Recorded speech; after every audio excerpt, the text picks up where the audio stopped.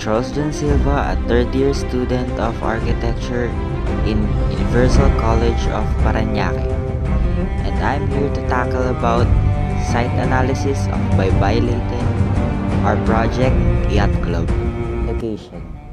Our site is located at Hispungo, Baybay City, Leyte. Going to our second part, neighborhood context. Neighborhood context is defined as a function of numerous variables selected from a physical, operational, socio-economic, environmental, and institutional point of views.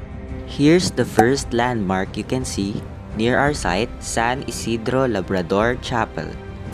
Next is Hispungo Barangay Hall. The not so near, yet not so far, BFP or the Baybay Fire Station. Near the BFP is a Bunga Elementary School. And for our third part, legal. Legal is defined as based on or concerned with the law. According to the Republic Act number 9389, an act converting the municipality of Baybay in the province of Leyte into a component city to be known as the City of Baybay. According to Article 1, Section 2 of RA 9389, the municipality of Baybay shall be converted into a component city to be known as the City of Baybay, hereinafter referred to as a city, which shall comprise the present territory of the municipality of Baybay, province of Leyte. The territorial jurisdiction of the city shall be within the present metes and bounds of the city municipality of Baybay. On the other hand, according to Article 1, Section 6 of the Republic Act 9389, jurisdiction of the city. The jurisdiction of the city of Baybay for police purposes only shall be coextensive with its territorial jurisdiction and for the purpose of protecting and ensuring the purity of the water supply of the city. Here are some resolution numbers that is included in the DENR restriction. Going to our fourth topic, site and zoning. Site and zoning is a mechanism for assigning overall management, objectives, and priorities to different areas or zones within the site or protected areas.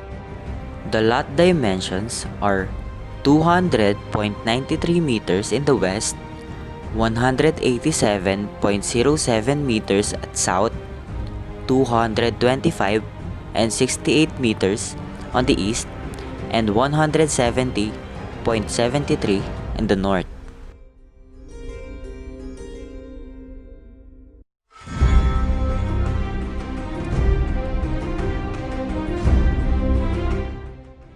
As we can see, there are only two roads near our site. One is the Baybay-Inupacan Road and the other one is an unnamed road going to our site. According to the Presidential Decree number 1096 or the National Building Code of the Philippines, our site is included in Division E1, Business and Mercantile, where no work is done except change of parts and maintenance requiring no open flames, welding, or use of a highly flammable liquids.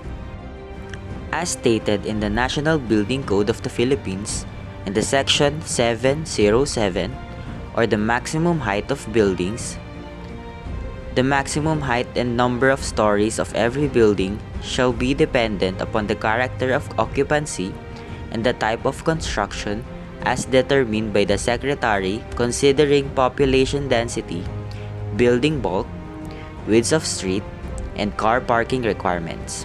Height shall be measured from the highest adjoining sidewalk or ground surface, provided that the height measured from the lowest adjoining surface shall not exceed such maximum height by more than 3 meters. Except that towers, spires, and steeples erected as part of the building and not used for habitation or storage are limited as to height only by structural design if completely of incombustible materials or may extend not to exceed 6 meters above the height limits for each occupancy group, except that towers, spires, and steeples erected as part of a building and not used for habitation or storage are limited as to height only by structural design if completely of incombustible materials, or may extend not to exceed 6 meters above the height limits for each occupancy group if of combustible materials.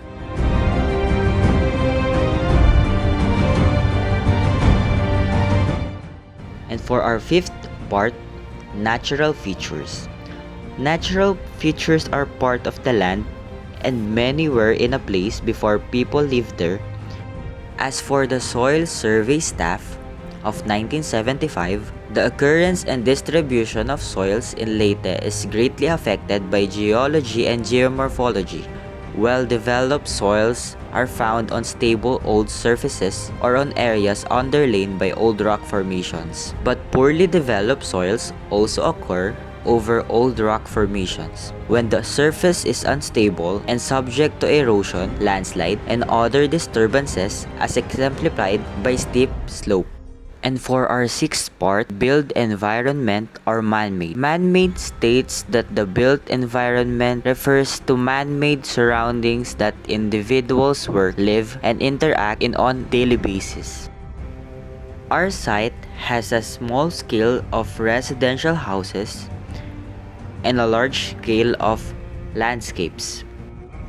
Going to our seventh topic, circulation. Circulation refers to the way people move through and interact with the building.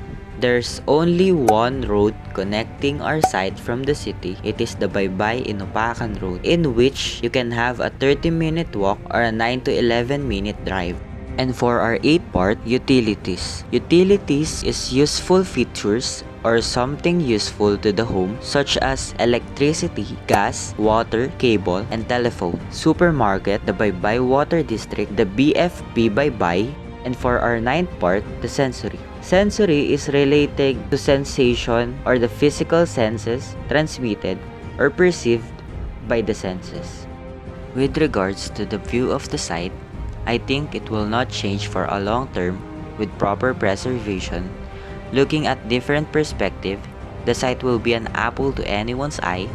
It can be one of the most visited tourist spots when it's built due to beautiful beach view, refreshing location, and having so many recreational activities such as water sports and also physical sports. As you can see, I classified the site into three parts. It is a poor view, a good view, and the best view. Let's talk about the positive views of this site. First, the site is free from city noises, city pollution, and it's like you're living a life in a province feeling, given that there are many landscapes surrounding the area and it's already on point with the idea of province. Next, the access roads. The more access roads, the crowded the place will be. Let's talk about the negative views of this site. First, the road access is very limited, in which road access is kind of positive and negative. Positive in means of no one having access aside from the yacht club owners, and the negative is it can cause a jam when it is holiday or so many visitors in the site or the yacht club.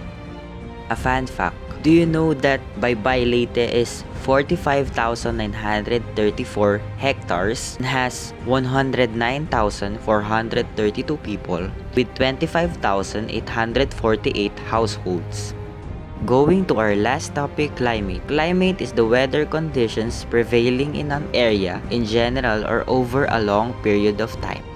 Based on soundcloud.org, the dawn is 5 541, the sunrise is 603, the culmination is 1151, the sunset is 1739, the dusk is 1801, the altitude is 45.24 degrees, the azimuth is 133.74 degrees, the June solstice is June 21, 2021 at 1131, the December solstice is December 21, 2021 at 2359, the declination is negative 20.318, and the right ancession is 20 hours, 5 minutes or 21.85 seconds. Wind pattern, monsoon, and typhoons. Leyte in particular and the Philippine archipelago in general experience two types of monsoonal or seasonal winds which have tremendous effect on overall climate. From June to October, a southwest monsoon, locally called habagat, occurs. This seasonal wind blows from the southwest direction, causing extreme cloud development and rainfall at the western section of the island